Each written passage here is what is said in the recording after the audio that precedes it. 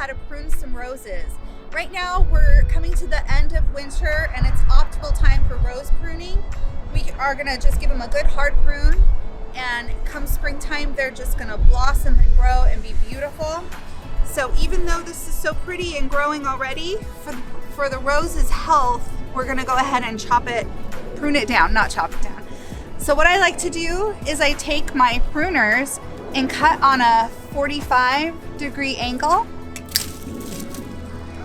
So we're gonna just take that off.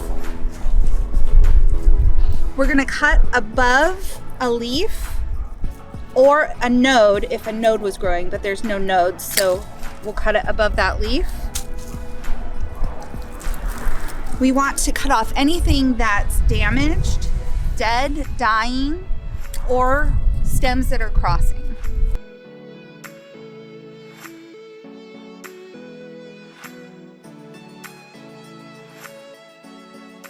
All right, so here we have it. It's all finished. I'm gonna fertilize it and then we'll check back in spring to